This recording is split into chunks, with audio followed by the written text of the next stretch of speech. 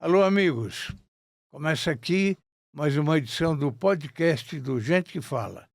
Eu recebo hoje com muito prazer o meu amigo de longa data, jornalista Marcos Barreiro. Seja bem-vindo, Marcos.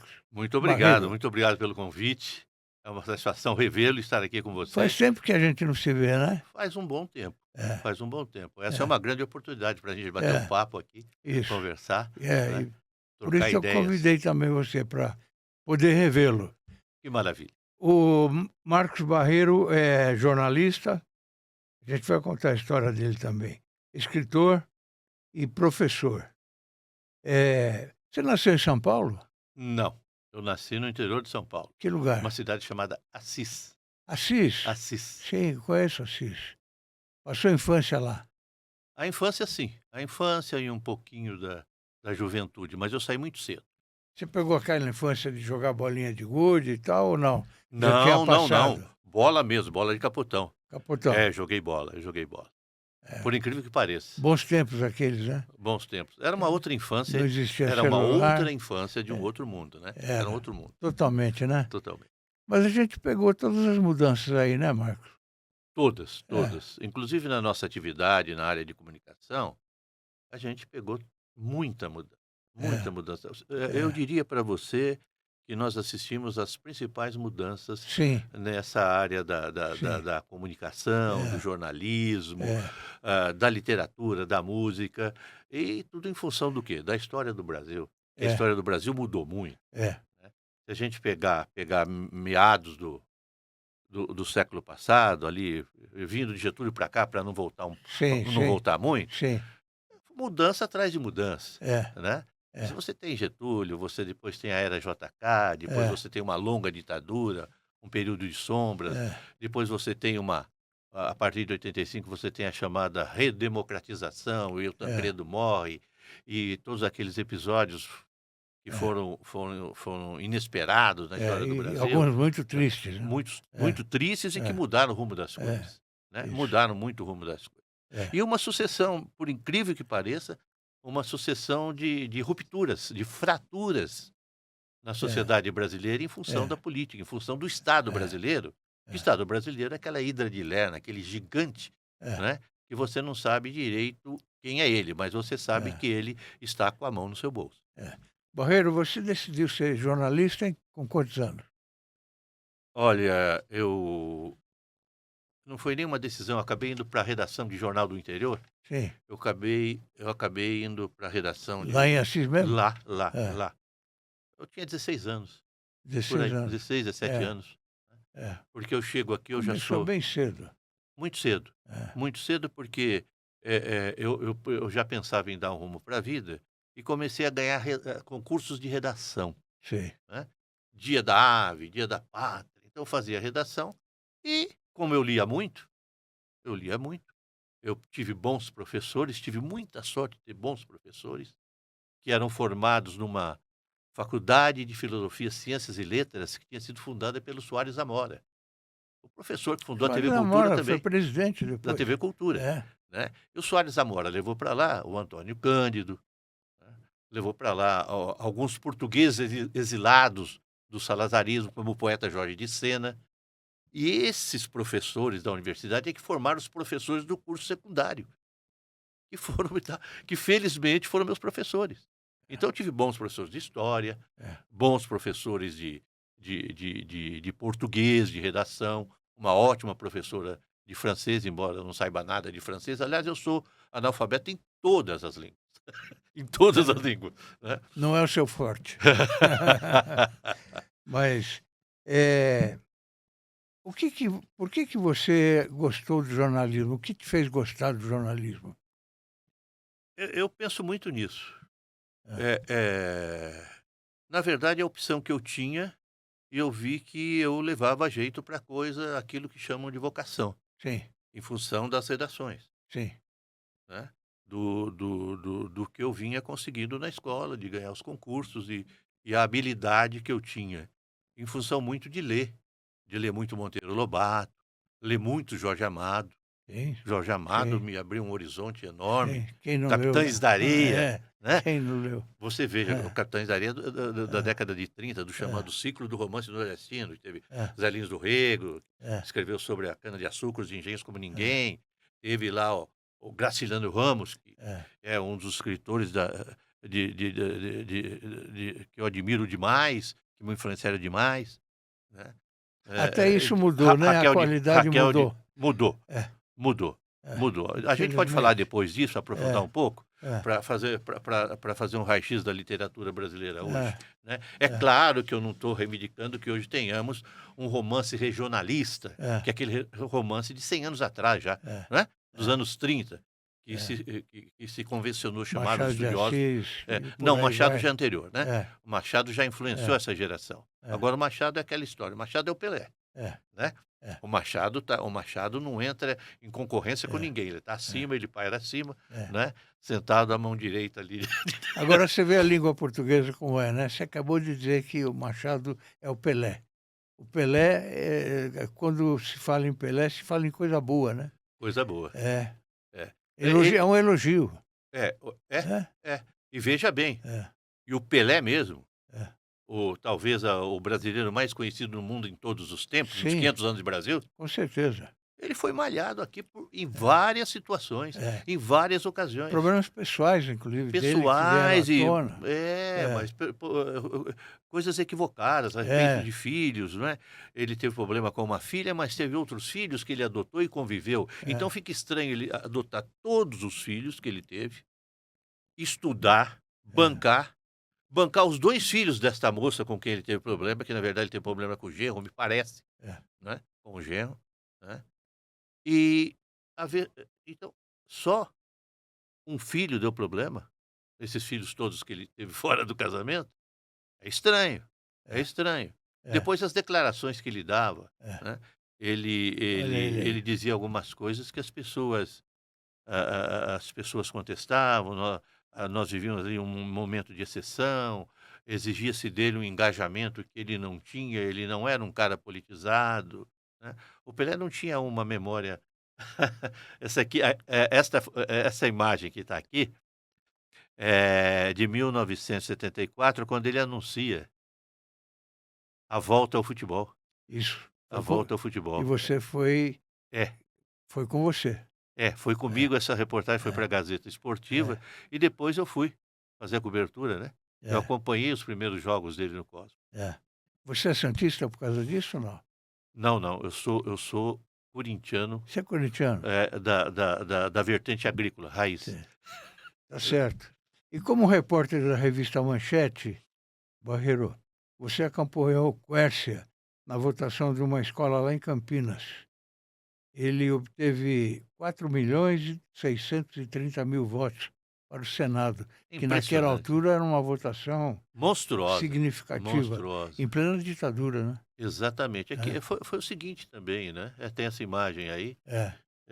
tem alguns repórteres aí comigo, aquela moça de óculos lá atrás é a Lucila Camargo de Veja, aquela moça lá, Você aí é né. o que está na frente ou é o Esse barbudo? é o barbudo, Você usava barba na época? usava barba. É. Tinha aí, tinha uma imagem aí que poderia até me comprometer, né, naquela época, porque com uma figura assim diziam que, tinha aqueles cartazes de procurados, você Sim, lembra? sim, Que sim. a ditadura espalhou, né, Sim. e dizia que o meu perfil se encaixava muito bem num cartaz daquele. É. A barba chamava atenção, Chamava né? atenção, É. mas era uma coisa barba, bolsa, né, era uma coisa daquela Mas época. você teve também encontro com outras figuras notáveis aí. Sim, sim. Você lembra de algumas? Eu acho que esses 2, mas uma coisa que eu tenho Aí tá aí, se você é não lembrar, tá aí. tem o Roberto Carlos, depois eu vim trabalhar com ele, fui roteirista do especial dele na Globo, com a direção do Roberto Talma, já agora no final do século, né. As pessoas mais famosas como o Roberto Pelé são pessoas extremamente humildes e atenciosas. São, São. são. Elas não precisam de mais nada e não precisam É, provar mais nada é também, isso mesmo. não é. É, Então, são assim. O meia boca é que é complicado, esse é é, complicado, né, é. aquele que parece que é, mas não é, que pensam que é e que pensa que é, O né, difícil é aquele que não é nada e pensa que é tudo, né? esse é complicado, É, isso aí é complicado, esse é está cheio. complicado. Mas tem uma história, existe uma foto, não sei se está aí, existe uma foto, tá aqui embaixo, que é com o Garrincha, Garrincha. o Garrincha, Você conheceu o Garrincha o pessoalmente? Garrincha. Eu Eu- tenho muito carinho por essa foto, por esse encontro, porque aí ele estava com 46, 40, ele morre com 49 anos, É, ele não chega a 50. é. E ele chegou sozinho numa manhã, ninguém deu bola para ele, aí a redação da Gazeta Esportiva, ali na Barão de Limeira, no Prédio das Uhum. Folhas, e ele pediu, por favor, que alguém fizesse uma pequena reportagem, uma notinha, textinho pequeno, dizendo que ele estava procurando emprego, que ele queria ser técnico. Ele Puxa vida. estava ele já estava numa situação extremamente, estava em decadência, já não jogava mais Ele era futebol, dependente ele químico, já né? tinha dependência É, química muito séria, é. né. Quando ele vem morar em Higienópolis com a Elza Elza, faz tudo. sim. Então tem um episódio muito curioso, ela trancou ele em casa, para que ele não saísse e não bebesse. Ele conseguiu com o porteiro uma garrafa de bebida, amarrou num barbante e pendurou na janela do banheiro para o lado de fora. Sim. E os e bebia ele. É realmente um É um dependente, vício um vício que maldito, acabou não. com ele. É um vício maldito. Primeiro foi o joelho, né, talvez o É. joelho tenha levado ele a tenha acelerado esse processo de Agora, degradação. esse futebol arte que ele tinha, e o Pelé também, isso acabou, né? É muito Acabou. difícil você ver aí um jogador. Acabou porque o É, futebol é outro hoje também, é um é, futebol força, é, né. é. E o Eh, contato hoje entre os jogadores, o contato é muito forte, né? Muito forte, Alguns são maldosos até, muito né? forte. Por quê? Porque na verdade hoje, a preparação física evoluiu muito. É, Os medicamentos também é, evoluíram muito, é. né. Antigamente dizia: "Fulano tomou bolinha e jogou, Almir tomou bolinha e deu o título de 62 para o Santos". Sim, Lembra do Almir, o pernambuquino? sim, claro. Né. O Antoninho, que era É, treinador, distribuía bolinha para os jogadores do Santos no vestiário. Tinha é, essas lendas, essas coisas, né. é, Tinha o Duque, o treinador do Corinthians, mas foi do Náutico e de vários outros times, que fazia uma pagelança meio, né, um ritual meio afro, né, no vestiário. Tinha o Santana, que era um massagista do Vasco. O Santana era uma figura notável, né, ele foi massagista do Vasco por muito tempo, e ele fazia macumba, né, fazia trabalhos, né, então era acusado e era uma coisa assim, meio demonizada, porque o Santana teve a história do sapo que foi enterrado no gramado do é, Corinthians, é, né, é, é, essas coisas. Tem o sapo de Arubinha, lá do é. Mário Filho, a história do sapo de Arubinha, que enterraram um sapo também. Arubinha era ponta esquerda de um time lá do Rio de Janeiro, um time pequeno.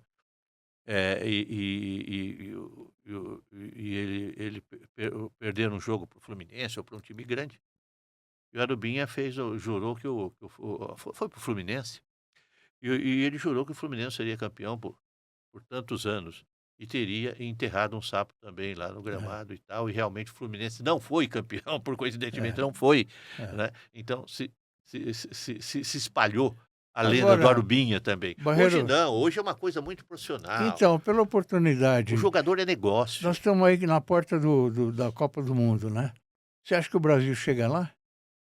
Chega, vai viajar, vai chegar lá. Chega lá, mas É jogando, muito difícil, difícil, né? é muito O difícil. Ancelotti não faz milagre, né? Não faz milagres, e também pela lista dos 50 aí, eu não f não me interessa muito a lista dos 50 que eu vi. Me interessa os que ficaram de fora, muita gente ficou fora, É, né, muita gente ficou é, fora. Muita gente que ele poderia ter convocado, é. né. Ali ainda, a metade vai sair dessa lista 50 aí que vazou, né, foi para a FIFA. Que são esses são os prováveis, são os eleitos dele, e daí ele vai tirar os 22, 23. Então eu não sei, porque eu não acredito em alguns jogadores ali, né. Eu e vendo outras seleções, se você vê uma seleção da França, uma seleção da Espanha, jogando o que jogam, Tá muito bem. A Espanha está muito bem. Estão muito acima É. do que está jogando a A seleção França brasileira. está muito bem. Está muito bem, É. né. Tem os Vai outros ser lá que difícil. chegam e tal, mas eu acho que esses É. 2 mais a Argentina, que sempre É. chega É, sempre a Argentina. aos trancos e barrancos, É. mas tem uma garra, É. né, ainda É. terá o Messi mais uma É. vez, E são os né, atuais campeões do e mundo, né? são os atuais campeões do É. mundo. Então a Argentina sempre chega também. São 3 candidatos ao título. Barreiro, qual foi a entrevista mais difícil que você realizou? E fica difícil, eu não consigo, porque, Você entrevistou muita gente, né? olha, eh, eu gosto muito de uma entrevista que eu fiz com o Dalto Trevisan, Sim, para a revista Status. sim, Porque foi uma entrevista em que eu tive, ele não dava entrevistas, né. E naquele momento, hoje se discutiria isso, ético, não é ético e tal. Naquele momento, e o jornalismo que se praticava na época, permitia tranquilamente que se fizesse isso. Quando você é uma figura pública, você teria, em tese, moralmente, uma obrigação de dar entrevista. E com base nisso, a gente procurava extrair entrevista de todo jeito, né. Eu fiz algumas reportagens muito interessantes. E com o Dalton eu fiz uma gravação, numa entrevista com ele, na verdade uma gravação que eu tinha um gravador dentro do bolso, por dentro do bolso, né, e que eu liguei numa conversa com ele. E depois eu consegui, mas não foi só essa entrevista, eu consegui construir um perfil dele, né, consegui, eh, tentar descrever como ele era, o seu dia a dia, a rotina, o cidadão comum, não o escritor, mas o homem Dalto, o dia dele com os amigos, o dia dele com a família, o dia dele ali com os filhos, com a mulher, né, através dos amigos. E todos os amigos toparam, eu convidei e vieram, de livre arbítrio, sim, vieram e me deram entrevista. sim, Me deram entrevista, sim. né, falaram sobre ele, ele rompeu com todos depois, né, ele rompeu com todos depois e Porque rompeu. falaram É, a verdade. porque contaram a história, ele não queria que falasse dele, É, mas isso aí é, precisa ver até onde era tipo também é, e até onde ele estava criando um personagem para ele mesmo, é. e personagem que levou até o fim da vida. Mas aqui entre nós, tem coisas que a gente não quer falar mesmo, né? Não é? É, é. Da vida nossa. Tem coisas que. Te Eu escrevi um livro recentemente. Muita coisa eu não pude escrever, é. porque ia falar de pessoas que estão vivas aí e não ia ficar bem. Seria uma falta de ética para mim, né? Sim, Então sim, eu tem coisas que é como no fado da Amália Rodrigues, nem as paredes confessam. nem as paredes exatamente isso, exatamente. Você assumiu um cargo de diretor em 96 na Rádio Bandeirantes. Pois foi considerado na época o primeiro ombudsman da rádio no mundo. É. É Não, não, isso? o diretor era Alberto Luchetti, quem inventou essa história de ombudsman Na foi o Alberto Luchetti. ele era o Ele era o diretor. diretor, né. Eu fui apenas um ombudsman da rádio ali, ele Então, falou assim, ombudsman. eu falei: "Mas olha, esse negócio não tem no rádio, Luquete". Ele falou: "Então você vai Tinha ser". na Folha na Fa época, né? Tinha na Folha, mas tinha em jornal, É, não, é, e tinha no O Povo do Ceará, é, a Dízia de Sá, de O Povo do Ceará, né, e tinha na Folha de São Paulo, né. Tinha ali a Folha de São Paulo tinha mandatos, teve muitos, né, tem até hoje, é, porque foi a Folha que inventou isso, mas o primeiro acho que foi o Caio Túlio Costa, não sei, nessa época aí era nós viajamos para alguns congressos, era o Mário Vitor Santos, que era um repórter, um editor, que depois foi dirigir a Casa do Saber, né. Então nessa época aí em que eu assumi, que foi no final, em meados dos anos 90 do século passado, sim, né, era esse pessoal. Eu só descobri que era o primeiro quando eu fui para um congresso em Barcelona e lá não tinha. sim, Não tinha ombudsman de audiovisual, sim, tanto que eu tive que bolar o que seria o ombudsman do audiovisual. sim, O ouvinte ia se manifestar como? Como é que seria a minha coluna? E a coluna acabou sendo eu com o diretor, eu com o Luquete brigando no ar. Eu apontando os defeitos, fazendo um balanço, olha no programa tal, aconteceu isso aqui aconteceu no horário tal, e ele tentando defender, e eu entendeu? Sabe, era ali meio uma um bate-papo O extremamente ombudsman rico. o ombudsman cria alguns, inimigos, né, porque Alguns, você muitos, é, muitos. As muito. pessoas não entendem, né? É, As pessoas não é, entendem. é, Eu tive dificuldade. é. Eu tive dificuldade Porque é uma crítica profissional, não é, é com a é, pessoa. as grandes estrelas e os mais antigos, É, né? Talvez as figuras mais importantes ali, que tinham programas de manhã de grande audiência, pessoas já não estão mais aqui,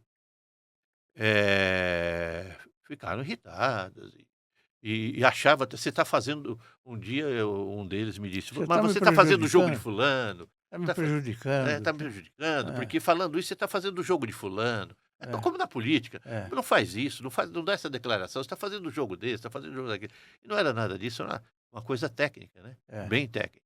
Mais delicada, né, uma coisa delicada, porque Muito delicado, o é, Ombudsman apanha até hoje, o da Folha é, apanha até hoje, é, né, e todos é. apanharam.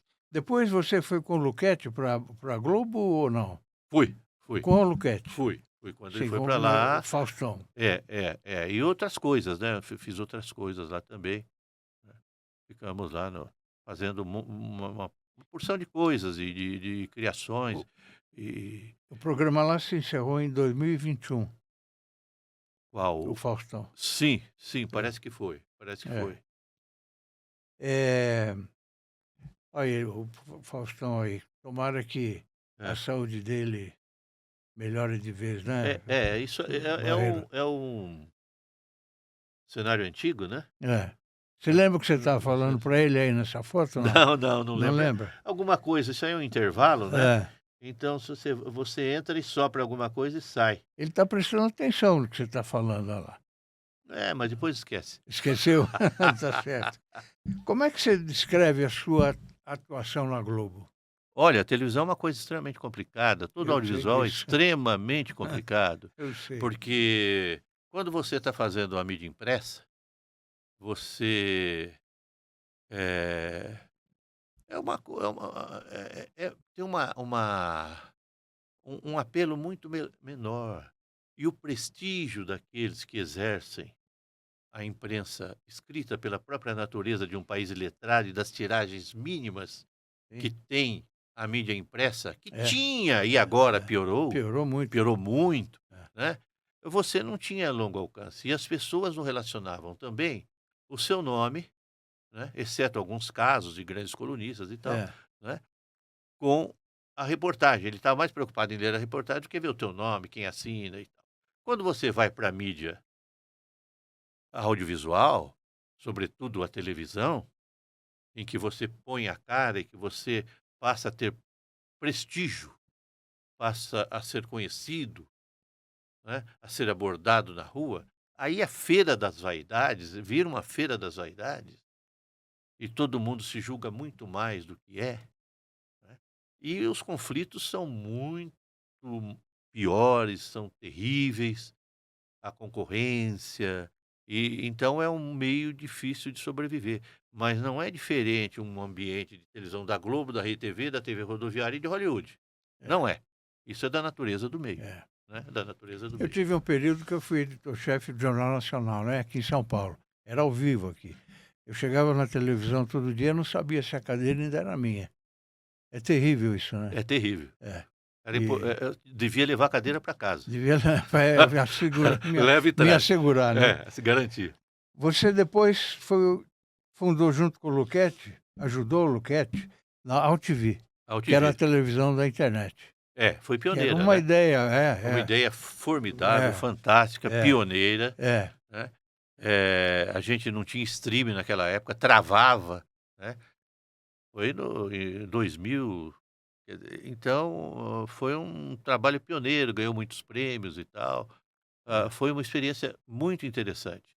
Ali, inclusive, pela primeira vez se colocou, entre outras coisas e inovações, né, o improviso, aquela coisa que a gente pensava, a gente conversava muito sobre o fato de a televisão ser travada, ser gravada, não haver improviso, né, as pessoas não ficarem soltas, as pessoas não serem como elas são, é, né. E o fato de você gravar programas, você pode editar.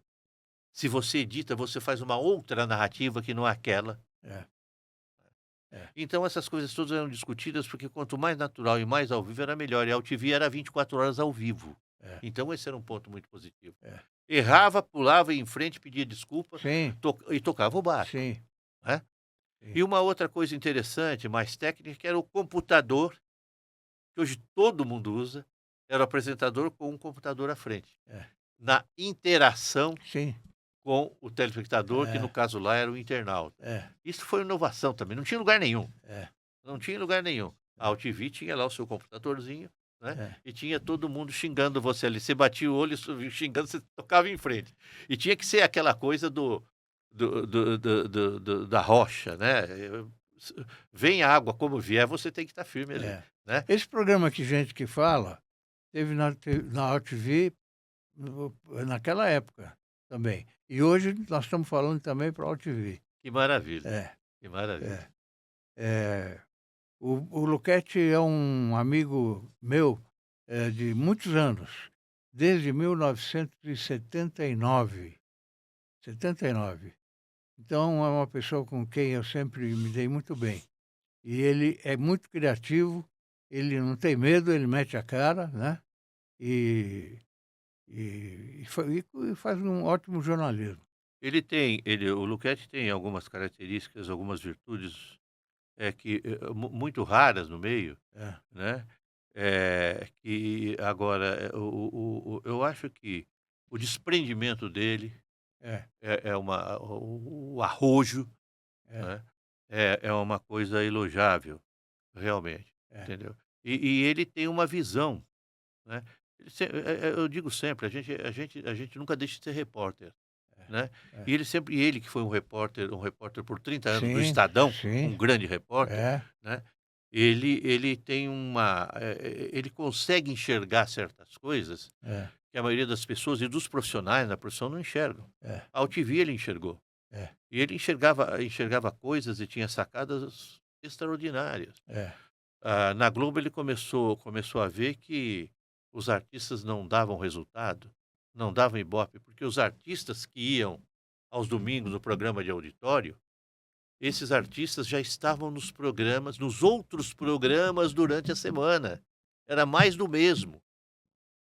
E sim, havia uma ascensão, como nunca antes, como diz um certo arauto, como sim. nunca antes, né, Como nunca antes. como nunca antes, havia uma ascensão do Gugu, que era um cara que estava ali Era no um horário concorrente, concorrente no horário da tarde. é, é, E foi o grande momento dele, páginas, capas de revista, o grande momento é, dele, né. Então ali o Luquete começou a criar coisas que colocavam o povo, colocavam pessoas simples, né, criou lá novos talentos, cantores que não eram cantores, gente, né, na verdade hoje tem programas de novos talentos aí formatos que as emissoras compram de fora, é, mas nada mais é do que, é. cantores, coisa que já tinham sido ensaiadas lá atrás. Ele foi um bom diretor na Globo. Conheça o Prevente Mais, o plano da Prevent Sênior para somar saúde. Com unidades temáticas exclusivas, cada cuidado se transforma em uma experiência única. Uma ampla rede credenciada, sempre perto de você. Remoção aérea que garante segurança em qualquer lugar. É mais confiança, mais qualidade e mais tranquilidade que só o plano pioneiro em cuidado com os sêniors pode oferecer. Prevente Mais, porque cuidar bem é entregar mais. Pois Atualmente você dirige a L2M Comunicação. eu tenho uma editora, eu faço, produtos culturais, livros, eh, e dou assessoria, consultoria de comunicação, tudo através. Só não escreveu ainda a sua história, né? Não, não, eu não pretendo. Não vai fazer? Não pretendo. Ué, por quê? Não, acho que eu não não não não gostaria de contar minha história, não sei se a minha história é uma história, Claro que é uma história. pra Você já tá teve já tá aí. teve vários trabalhos significativos. Você ganhou um prêmio ESSO. Esse prêmio foi com a UTV, né, Então, foi com a UTV. então, Eh, foi um prêmio de equipe, né? É, A equipe ganhou. Na Bandeirantes teve vários prêmios também, quando ombudsman, né? sim, Associação Paulista dos Críticos de Arte, tal, essas coisas é, todas lá. é. Mas eu brinco, eu tô com todas essas placas todas lá e tal, e eu digo, nem para derreter dá como derreter a Taça Júlio Rimet para fazer uma grana. É, verdade, verdade. Olha, você, que jornalista pode ser tido como referência para você? Olha, Sim. são tantos, mas eu tenho um, até porque eu era muito jovem, e o dono do jornal lá do interior, que me deu o primeiro emprego em rádio, em jornal, né,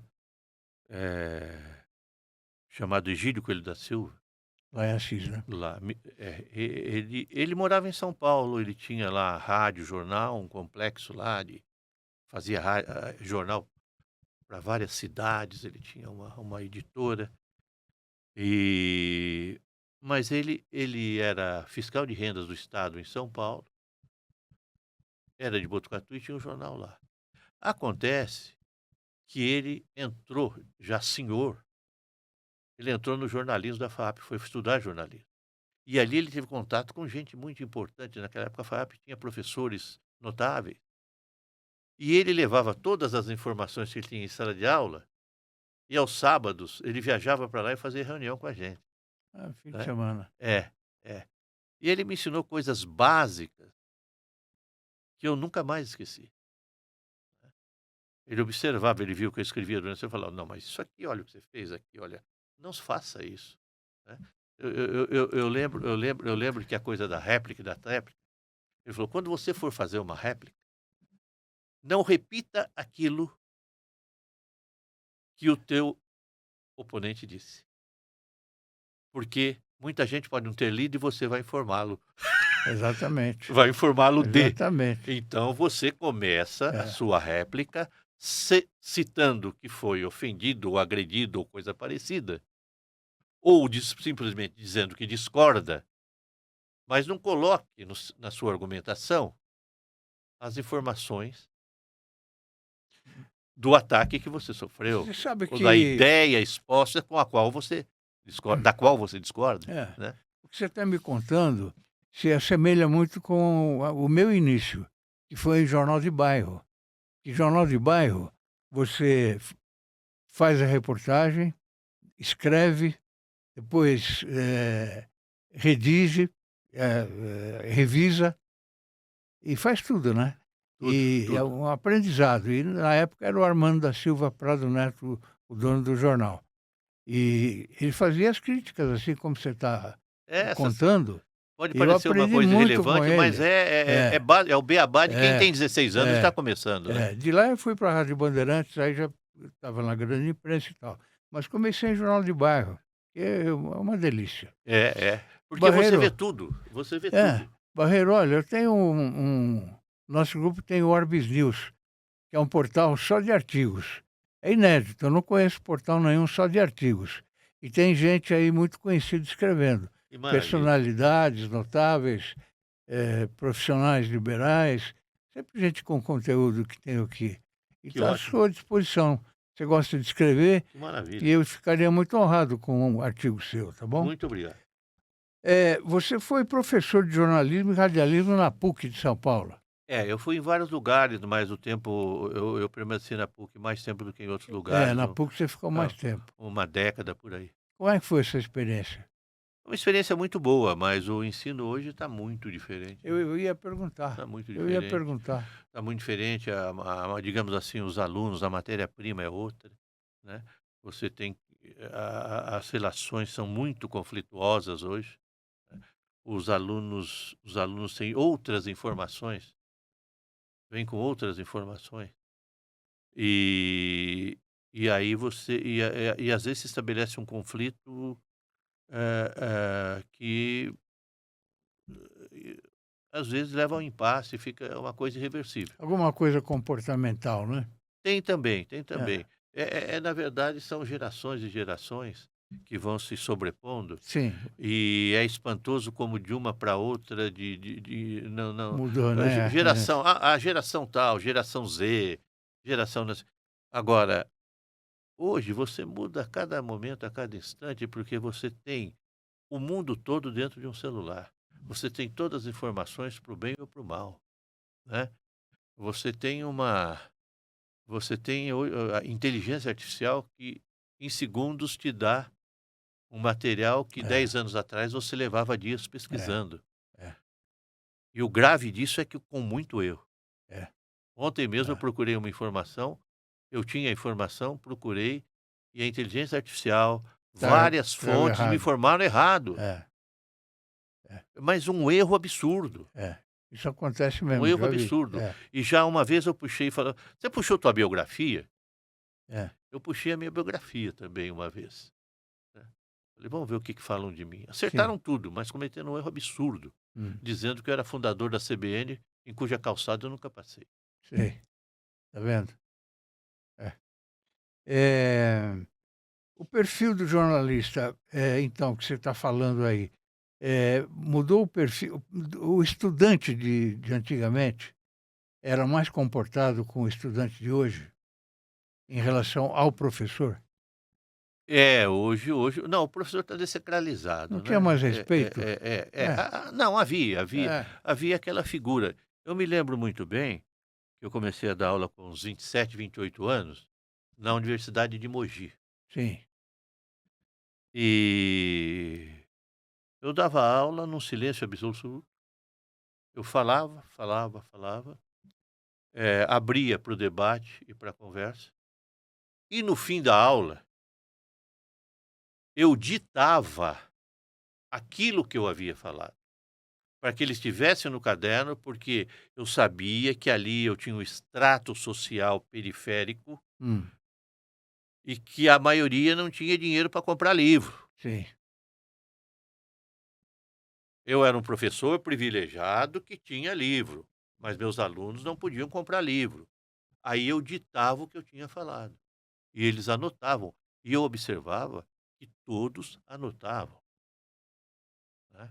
é, Os meus alunos da época, que hoje são professores, um inclusive é sim, professor da PUC, sim, um aluno meu de lá, sim, todos aqueles alunos meus que eu usava já na PUC, eu já não consegui usar isso, até porque aí era aula de rádio, televisão, e aí você tinha que tinha que ter toda a estrutura, a infraestrutura técnica de estúdio, microfone, câmera e tal, e aí você trabalhava num outro ambiente que possibilitava inclusive a dispersão.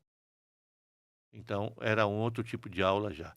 Mas aula teórica, que eu ditava, os alunos falavam, eu encontro de vez em quando com um aluno daquela época ainda, e ele: "Você era muito rigoroso". rigoroso. Era muito, talvez fosse, a cobrança eu fazia uma cobrança muito rigorosa realmente. Agora, isso que você está falando, que você depois no fim ditava, hoje não precisa mais porque eles vão lá buscar no IA, né? Vão, É, vão buscar a informação errada lá. vai errada. É, É, é. O IA não é confiável, não é. é. Como é que você acha que vai ser o futuro nosso a respeito disso, hein? Eu não sei como vai ser amanhã, você imagina o futuro. É. Amanhã pode aparecer qualquer coisa. Mas está difícil, não está? Está difícil porque está complexo, é um momento É, de ruptura, é. né. O que que nós temos hoje aqui? Nós temos um ocidente em composição. Esse ocidente no qual nós estamos inseridos, ele durou 300 anos, mas agora acabou.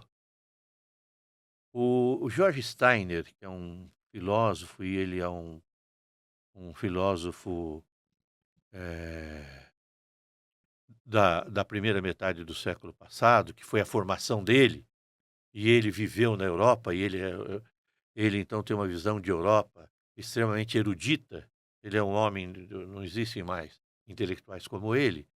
Ele escreveu um livrinho de bolso muito interessante, sobre a ideia de Europa, né, a ideia de Europa, em que ele fala da degradação, ele fica perplexo diante da Europa que ele via, que a Europa de 20 e 30 anos atrás, não é a Europa de hoje, né. Então ele já via uma Europa em decomposição, em todos os sentidos, fragmentada, né? A Europa é aquela coisa, eu digo, as coisas morrem muito antes do sepultamento, né? É, Um jornal, por exemplo, dura 10, 15 anos até fechar, mas ele vem com uma morte anunciada, é. né? E você veja que a Europa, que passou por franquismo, salazarismo, veja o século XX, franquismo, salazarismo, nazismo, né? Tem um livro lá do a Espanha Invertebrada, do Ortega Gasset. Quer dizer, ela já vinha dando sinais de que estava se exaurindo. Hoje você tem as colônias, através da dos imigrantes, que invadem. O cara sobe numa casquinha, se joga no mar e vem aportar vem em Portugal, vem para a Espanha, vem para a Itália e fala: "Eu vim aqui reivindicar minha parte. Fomos colônias de vocês por 300 anos, por 200 anos. Vocês depenaram meu É, país. Os meus ancestrais foram escravos. é. Eu vou deitar aqui no chão e ficar aqui na calçada e vocês vão ter que dar conta." A gente estava falando de futebol, veja a miscigenação, veja quantos negros tem na seleção da França e É. quantos têm descendência africana. É. O francês não tem aquele molejo todo, aquela ginga, né, que tem o francês, né, o nativo, a ginga que tem um negro que tem a mãe E o nigeriana, brasileiro outra do também. O Sudão. brasileiro tem muita ginga, né? O brasileiro tem muita ginga. É. O Pelé, tudo leva a crer que o Pelé veio a família do Pelé, É. os seus ancestrais vieram do Benin, É. né, que é aquela pontinha que se encaixa no Brasil, né. Tanto que aqui era chamado de futebol arte, né? Futebol arte, É. né. O Garrincha era moreno, mulato, É. né. É. O Frederich era filho de um alemão com uma negra. Ele era um negro de olhos verdes, Frederich, o primeiro É. craque, o primeiro Pelé. O Garrincha O Leônidas deixava. da Silva, o segundo Pelé, É. era negro. É. O futebol brasileiro foi feito por negros. É. O futebol brasileiro era elitizado, o Charles Miller trouxe a bola e começou a praticar o futebol. E para praticar o futebol tinha que ter chuteira, tinha que ter bola, tinha que ter camisa e tinha que ter local para. Então era um esporte de elite. E no Rio de Janeiro, o Vasco da Gama começou a aceitar negros e foi expulso da liga. O Vasco da Gama foi expulso da liga porque começou a aceitar negro.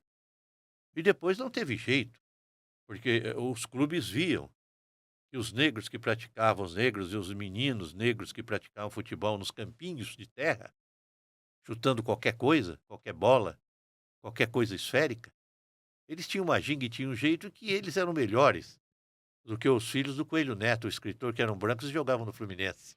Você faz a gente lembrar do Vini, né? Sim, É. Ele, na Espanha, ele sofre muito. sofre E muito. os caras vão para cima dele mesmo Vão, para vão. machucar. Eu não entendo isso.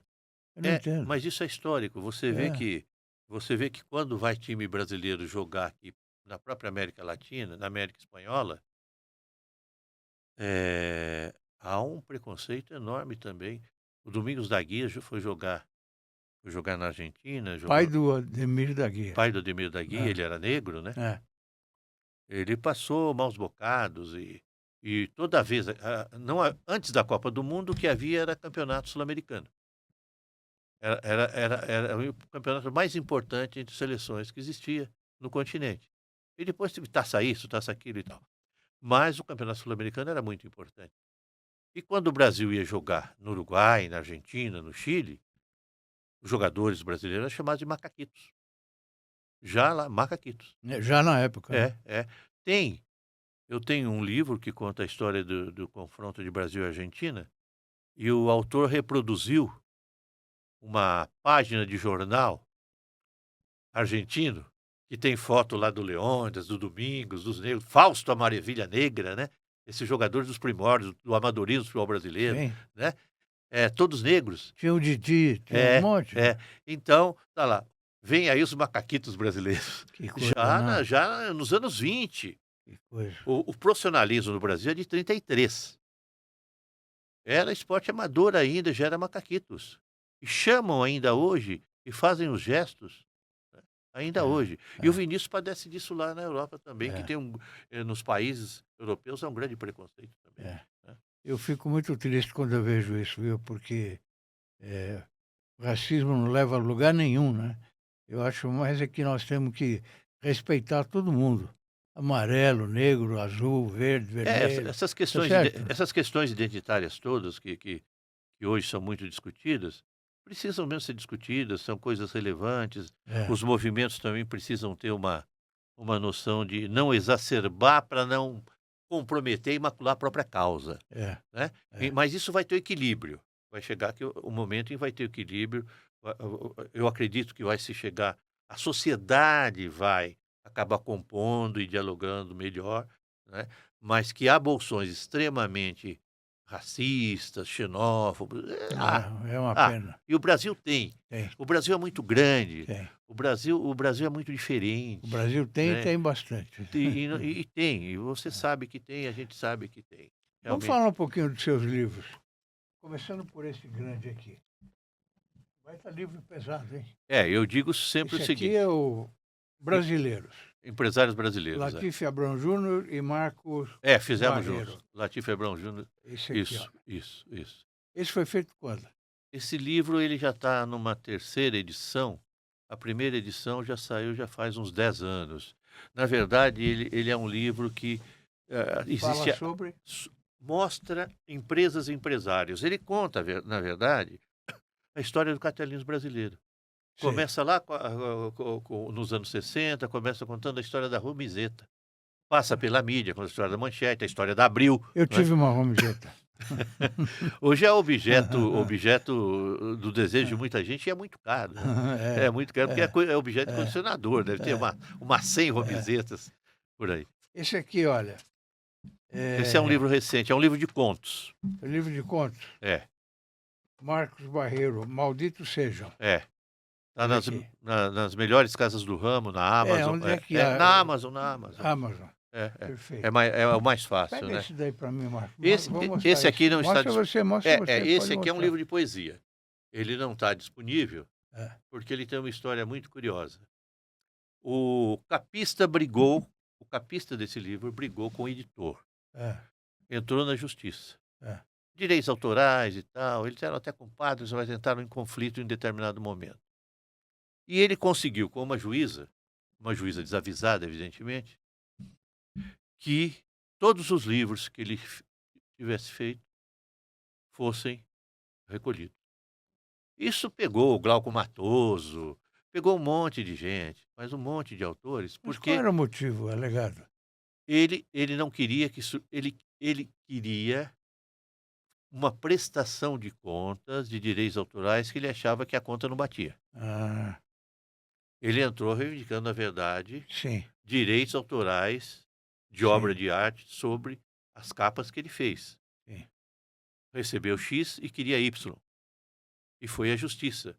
E a juíza, eu acredito que ela devia determinar que na próxima edição de cada livro, ela devia estabelecer uma indenização, o editor pagaria o capista, e na próxima edição de cada livro não usaria mais a capa. Não, ela mandou recolher. Então ela exerceu a censura.